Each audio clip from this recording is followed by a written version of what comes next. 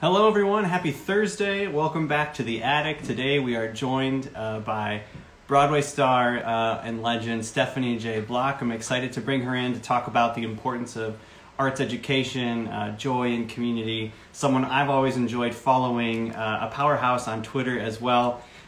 So a lot of you suggested some topics on Instagram and on Twitter and on Facebook.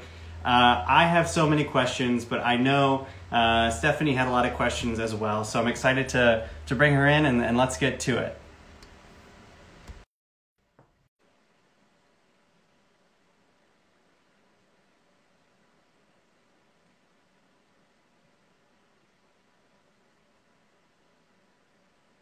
Connecting.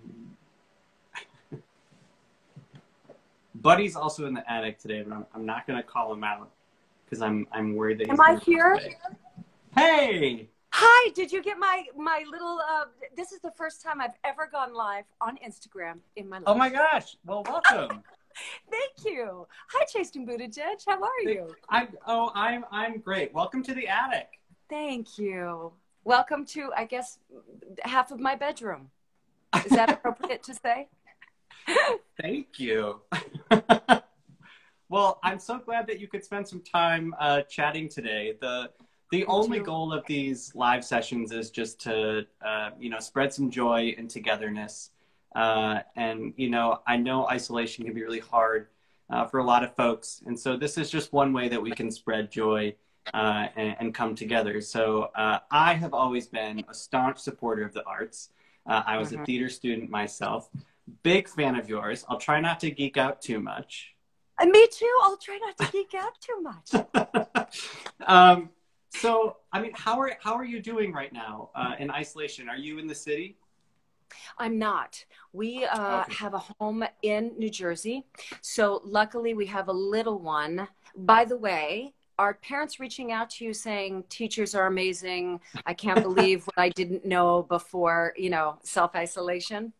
I think a lot of teachers are like, we told you. Like, we I told know, you it's right? a hard You're giving job. us the side eye. I know. Great, deep respect for that. She's about to enter kindergarten, but she wakes up, it's about 6:20 in the morning, doesn't go to sleep until 8, and she is full bore. I like to say I have 3 children, and her name is Vivian, because she is just a life force. So that keeps us really busy, and I'll be honest in the sense that everybody's walk during this crazy time is different. I'm having a hard time negotiating being her mom and creating play worlds and living in this space of nothing's that seriously wrong, because I don't want her to pick up on my anxiety or fears or tears, But at the same time, I'm also desperate for what is happening out there. What are the facts and figures? How can I help? How can I be involved? Right. But I know staying home and being the best mom I can be and doing things like this is about what we can do, helping with the sewing of masks and PPE. But it's a very delicate balance to still be healthy of mind and spirit, being with her for 12, 14 hours in sort of this play world, while all the while trying to keep in touch with reality. So I step away, I cry, I have really tough hours, but at the end of the day, I think being a mom and being her mom especially, and having a partner that helps me greatly is a beautiful distraction, right? Yeah, so, I mean, there are also so many things that I think we are quick to take for granted, and I love and appreciate that I have a roof over my head, I have food in the pantry, I have a loving husband. God. I'm doing just fine. And part of helping is by not doing anything. And I think that's really hard for a lot of folks. We can, obviously there's so many ways we can help with, like you said, sewing masks and donating, but also our responsibility right now, our moral and social responsibility is to just stay home. That's right. I think that can be really taxing, especially for me. I'm an extrovert, so I'm like craving to go outside. I think Pete's fine, like downstairs, like reading books all day. Yeah. Did you like being out on the road? Did you like the campaign living, or was that exhausting to you? You need something kind of in the middle. Yeah, I love both. So I think the hardest thing is the adjustment, because when we ended the campaign, I think we ended the campaign on March 2nd.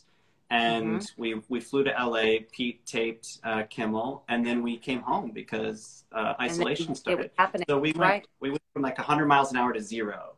I loved being out on the road, though. I mean, sometimes we do like 4 states in a day and be like crisscrossing the country. And I love talking to people, especially people who just feel left out. Like, no one cares about me. Nobody listens to me. And you just got to show up and talk and make people feel good about themselves. And I spent a lot of time in the arts community, touring like community theaters and local arts organizations and talking about why the arts are so important. So I miss all of those connections, and I miss seeing people. And I think the hard part is the adjustment. Now I'm here. Right. And that's why I love having these conversations. Is we can still be connected, even though we're, physically apart. We can still be connected. I totally honor it. I honor it.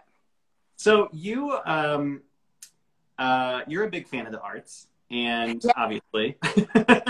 So it was my hope out on the trail. Like I said, I was constantly advocating for arts education. I talked about making that a platform. As First Gentleman, I believe the arts save lives, and they're important now more than ever. How did you find the arts? How did you fall into theater or performance, and what do they mean to you? Yeah, similarly, it was a life changer to me very early on. I was desperately wanting to be recognized, even though, raised in a traditional home, given the love that a child would want. There were different tiers, right? And I say this with love, but my sister was introduced as the beautiful one, and I was introduced as the talented one. So right off the bat, I was just yearning for something different, to be paid attention in a different way. God gave me a big voice. So I was a little person, 6, 7 years old. I'd open my mouth and I had this massive voice, and people did sit up and they would say, "Oh, you're a little Ethel Merman."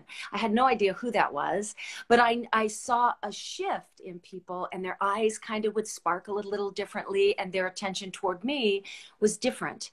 I know that sounds totally superficial and ego-based, but at that kind of young, impressionable age where I didn't quite know where I fit, I found something that made people sit up and pay attention to little Stephanie Block.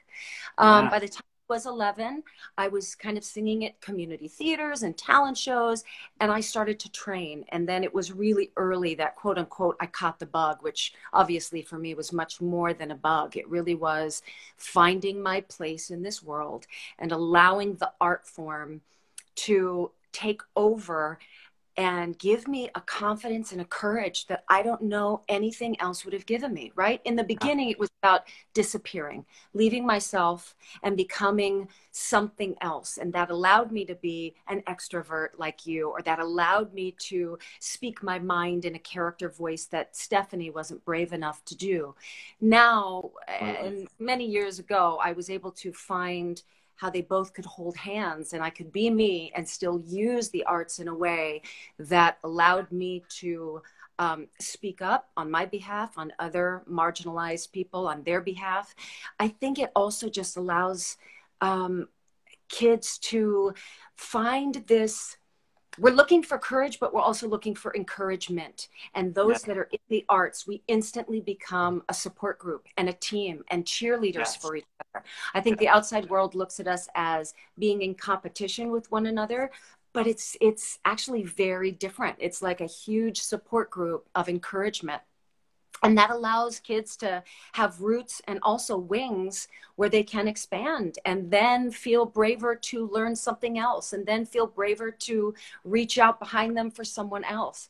It's kind of the great connective tissue I have found, and I have also witnessed. I couldn't agree more. And that's why I believe every kid, no matter what your zip code or your ability is, deserves access to arts education, high quality arts education. And I often said it wasn't necessarily the work that I was teaching in English or social studies. I found that some of the biggest growth I would see in my students was in the drama classroom.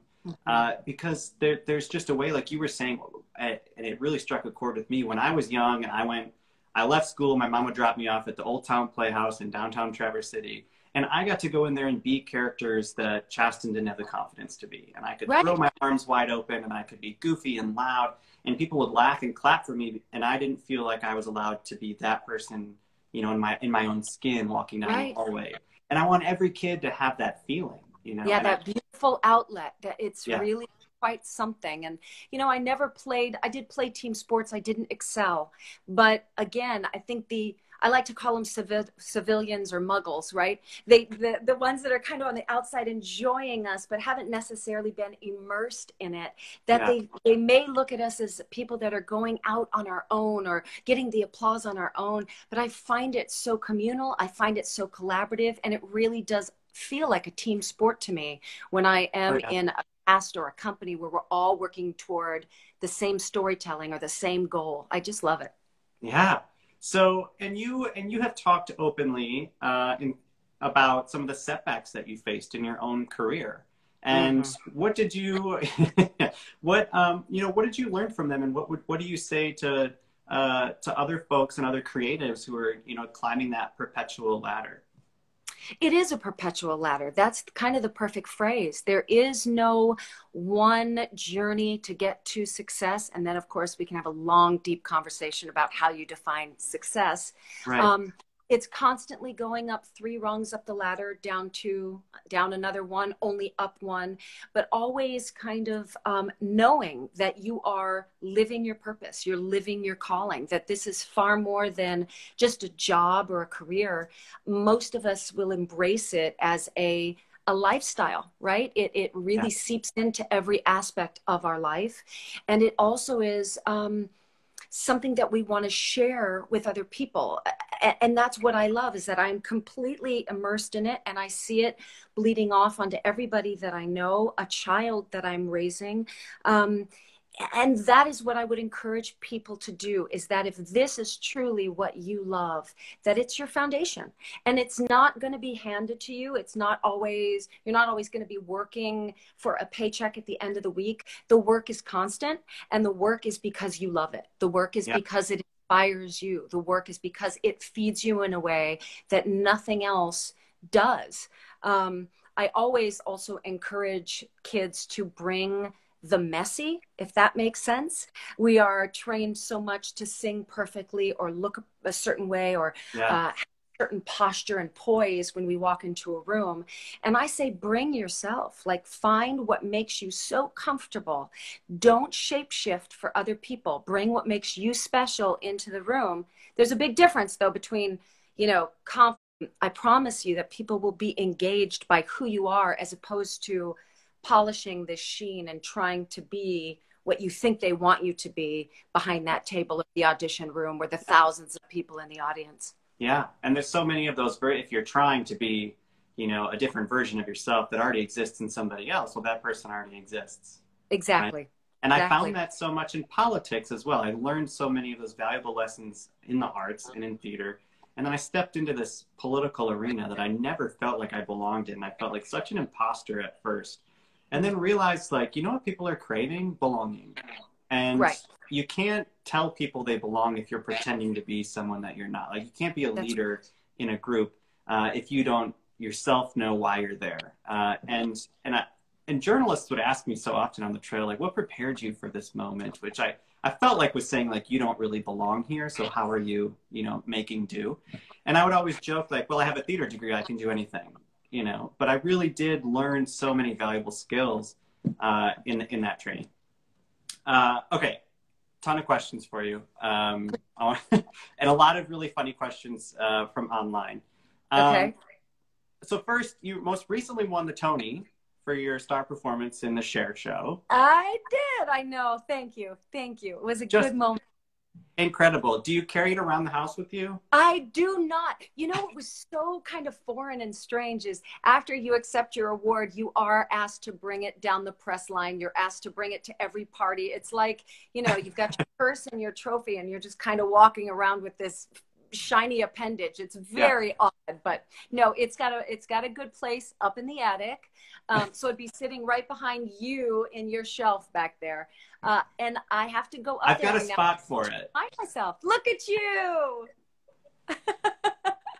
So it feels like a beautiful badge of a long career. You know, I call myself a workhorse as opposed to a show horse. So I've been around for a long time, and to just be recognized by those in my industry in that way, it was, well, a moment, you know, I won't soon forget, that's for sure. It was incredible. You have this really great story about how you eventually found the voice of Cher. Oh, yeah. And I Yes. was right. Can you share that with, can you share that Oh, with man. us? Yes, I can share. So, in a Reader's Digest version, I was approached to play Cher several times, and it just didn't feel like that was my role. So I kept with as much grace as I could and much thankfulness as I could. Thank you, no thank you. I don't think it's me. Thank you, no thank you. The play kind of took several forms within the 2 years that we were workshopping it and sending it out of town to Chicago. And then when it came to New York, it really was me popping up on the stage, dressed in the turn back time outfit, having to look as much like her and sound as much like her as I possibly could. And that really scared me. And I'm really thankful that it took 2 years of changing and massaging this piece to get me there. But it was between Chicago, out of town and performing in Chicago and New York. And I had the script with me, and my husband and I were away, you know, spending the summer. And I was reading the script, but I was also bleaching my teeth with Crest white strips. And so out of nowhere, I was reading the script and being like, oh my God, Sonny, no, this isn't going to work. I don't know how. And my husband goes, Stephanie, I don't know what you're doing, but you sound just like her. And I was like, I don't know what I'm doing. Oh my God, honey, what am I doing? And it came to be that the Crest white strips was what sent all my focus to that part of my mouth. And I was trying to lubricate my front teeth.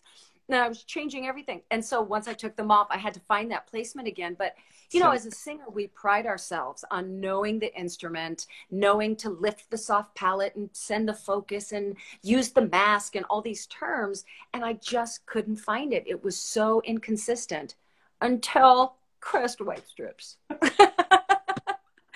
would have thought? It's those I love that. along the way. You have to pay attention, or else you're going to miss something that's like, you know, a huge key into the character. That's incredible. It must have been intimidating. I mean, just Yeah. playing this iconic woman. Yeah. You know, what was that like when you first met her? Because I'll tell you about the first time I met her, and I'm wondering if there are similarities. Well, we were told, so again, the incarnations, those of you that are watching that don't necessarily know what it looks like to make a Broadway show. So they had different readings. Those are table readings where there's absolutely no sort of production value. Then we were on our feet for 2 weeks, learning choreography, memorizing lines, but we're still in a rehearsal space. So it's still kind of an empty warehouse room with fluorescent lights, and we knew that Cher was coming in with her entourage of about 12, 15 people, all of who have been with her life for a very long time. And whether that be her best friend, her manager, her voice teacher. And we were told she was going to come in about a half hour before we were to do the presentation. And she wanted to meet us all and just, you know, talk to us for a minute. I, as an actor who was about to present Cher for Cher, she was only going to be sitting about 5 feet away from me. I must admit I hid, because I didn't want to meet this life force before I was asked to be her for her. I thought it was just gonna, like, you know, take me out of the game. So I hid. I went upstairs to a bathroom, and our stage manager knocked on the door and said, she wants to meet you. And I said, please give her all my love and respect, but I don't have the constitution to meet her right now. And then up comes our producer and says, you really have been summoned. There's no choice. You have to come to meet. You can't say so no. I did, and she was gracious and she was lovely, and she said, you know, I know what it's like to present art for people, and I know how vulnerable this is. I have no idea what it is to be me for me, but I can only imagine. And so she did kind of allow us to relax our shoulders and just kind of be in that moment. But it was the hardest thing I think I've ever done in this business, to do that for her. And make no mistake, you know, she was protected spiritually and mentally and physically. Like, she had aviator sunglasses on that were reflective, so we didn't see the whites of her eyes. She had this gorgeous, almost black velvet sombrero fedora, unbelievable hat on. But you would see her reach over and grab someone's hand, and you'd see a tear streaming down her face, you know, under the aviator sunglasses. And there were hugs and there was appreciation. And so that in and of itself was a blessing, just to say, Wow. we may not be perfect, but we were on the right track. And she was willing to then kind of hand over, or again, be in a collaboration with us to move on to Chicago and then ultimately Broadway. So it was incredible, intimidating, scary as all out, but absolutely. incredible. I hope you can't hear Buddy snoring on your end. No, where's Buddy? He's snoring so loudly. I feel like we're talking about Sharon. It's very disrespectful right now. He's over here in his little doggy bed. See, look, nobody sleeps through a Cher story, Buddy. Wake it up. Someone consider it. He's just like, whatever. It's not about me. Whatever. So I think Pete had done like a fundraiser for, or he hosted an event here in Indiana for Hillary Clinton, and then Cher came to Chicago to do an event for Hillary Clinton, and some folks called up and like, do you guys want to come meet Cher? And I like dragged Peter to Chicago, and long story long, that morning when we woke up, I came out into the living room from getting dressed, and Pete and I were wearing the exact same thing. But we were staying in Chicago, and I was like, you need to change. And he was like, this is like my outfit. Like, I don't have anything else. So whatever. Right. I put a sweater on, like over the dress shirt. We go to the event. It's like hundreds of gay men just like nervously wandering around, like waiting for Cher to be there. And Pete's like enjoying the charcuterie table in the corner. Right. And I was like, how can you right now? Like, Cher's on her way. So she arrives, you know, her entourage like gives everyone the instructions for meeting her. We get up there and I just completely word vomit. And she like put a hand on both of our shoulders and she was like, aren't you cute? Or whatever, right? And I was like, well, you know how sometimes like when you're in a same-sex relationship and you wear the same thing, and like we wore the same thing, and then I was like, you have to change, and he was like, you have to change. So I put the sweater on and it just like all came out. And she looked at me and she goes, okay. Like turned, and the photo is like her arm around Pete and then me. Like I'm just there on this side. I think I completely freaked her out. It's like, what's this? Can you imagine, though, being in the spotlight for 60 years as she has, and has met every walk of life, and the stories that have been told and the dolls that they've been, you know, made for her? I can't even, still to this day. And, you know, she and I will communicate on a personal level, whether that be text or phone call or email. Oh my gosh. And I still can't even believe what that life must look like on a day-to-day basis. You know, it's just something none of us can really wrap our head around. She's a planetary force. And when people do approach them, and I can only imagine, you know, when I go out the stage door and there's a little bit of, will you sign the shakes that happen when she is around, the screams when she would surprise us and come out on stage at the theater, the wall of sound, I've never experienced what that was until you're standing next to Cher. It's really unbelievable. Okay. We haven't even gotten into so many things. I thought a hilarious question was when you sang I'm Breaking Down in falsetto. Yes. Yes. What was that like, singing with a banana in your mouth? And someone wanted to know specifically, did you eat the banana every show? I ate the banana every show. I'm glad that they didn't know that, though. I'm glad they thought it was something fresh that just happened to, you know, occur when they were in the audience. James Lapine is a genius. So when we were setting up this particular number, those of you who have not seen falsettos, it's a housewife who is breaking down. It's in the 80s. Her husband has fallen in love with another man, but wants to keep a tight-knit family. And this woman is all about keeping house and home just perfect. And so she's in her kitchen making a banana carrot surprise. And through the 5 minutes, literally just cracking and falling apart. And at the end, I have a butcher knife in my hand. My mouth is filled with bananas, and I'm singing this massive note. This all happened as a mistake.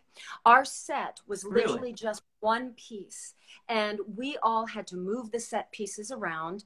And there was a young boy in our show who played my son. His name is Anthony Rosenthal. He's a genius, but he was the one that had to pick up if anything fell on the floor from this particular number, whether that be carrots or a knife or banana, he'd have to pick it up. So in rehearsal, I knew that this huge piece of banana was going to fall on the floor, and what a mess that was going to be for him. So I just tossed it in my mouth so he didn't have to, and finished the number. James Lapine, our director, came up and said, "Do you think you can do that 8 times a week?" And I was like, "I don't know." So I figured out a way how I could smush it, make sure it was on both sides of my mouth. Sometimes it would spew out of my mouth. But at that point at the number, it was right for the character. It was right for the storytelling. And yeah, I'd eat it every single night. And then I was just covered in banana. And I had, I think, like 10 seconds to run off stage. My dresser was there to wipe my hands, wipe my face, and back on stage I went. But it was by sheer mistake and protecting this other actor not to clean up my icky mess. And it became like a cool moment, a really cool Broadway moment. Yeah, quite a few people commented on the banana. Oh my God. So, yeah, lasting impression. I did a show in college once, Fuddy Mears, where I had to like angrily eat a bowl of cereal and like finish the whole thing in the scene. That was a lot. Out of all of your performances, and like all of the ballads that you sang, like the ones that we all just love you for, that we want to belt in the shower, do you have a favorite? Because I have to say, Get Out and Stay Out from 9 to 5. Oh, 9 to 5. All the time. Oh my gosh. Well, that could be a whole other show, working with Dolly Parton and having Dolly Parton write music for you, right? That's a whole other hour in your attic. I love that song. I will be honest now, when I do it in concerts, I ask for it for a half step down. Like, it's just, I like to place these things high when I'm playing certain characters. And what am I doing to myself?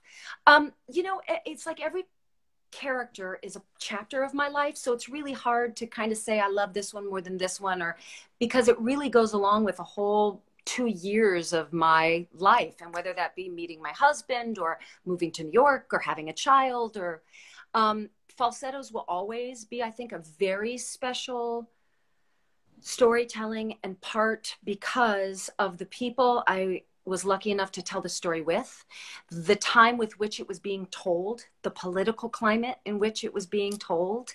There was one line after we knew Trump was going to be our president, and I had a song as Trina that says, "I'm tired of all the happy men who rule the world." Yeah. And the song then begins to unfold.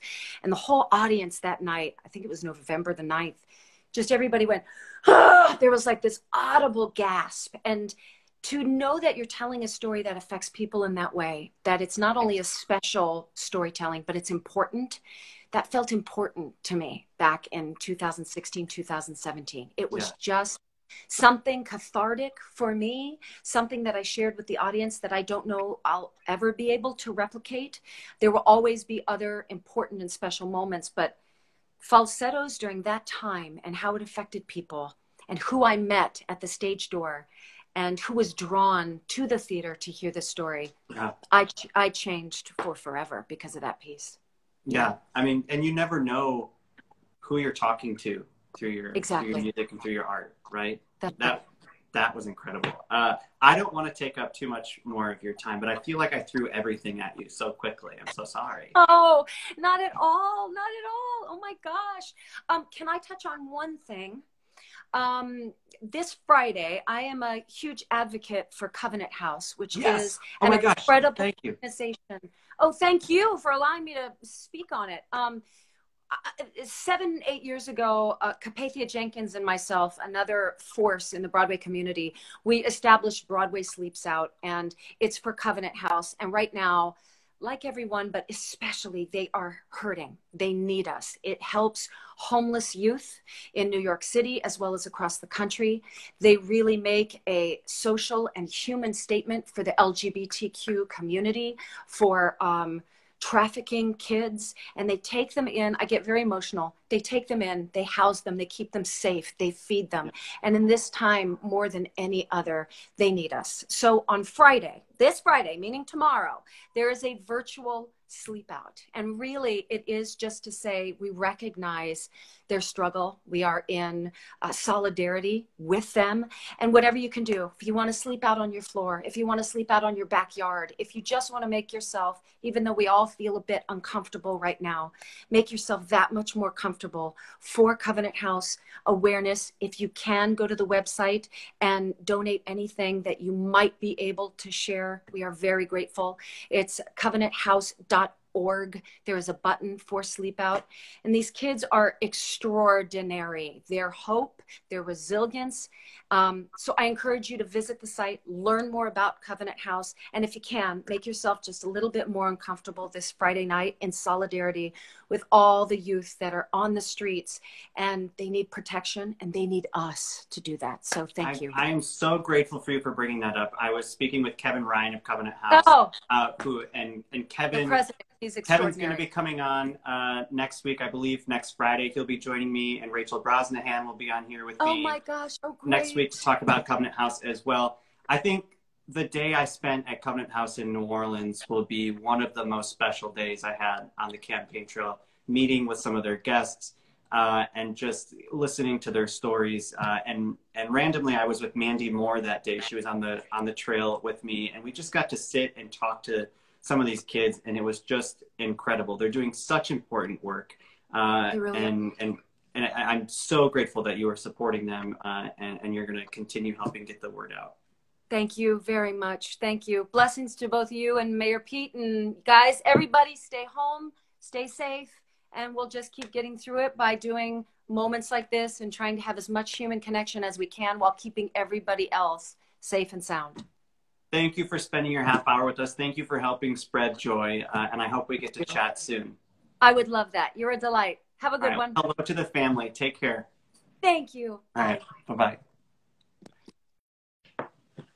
Oh, she's incredible. I'm so sorry. I had a whole list of like 30 questions you all submitted. You submitted so many amazing questions, but I'm trying not to take up too much time here. Thank you to everyone for contributing your questions and commentary on Twitter and on Facebook and Instagram.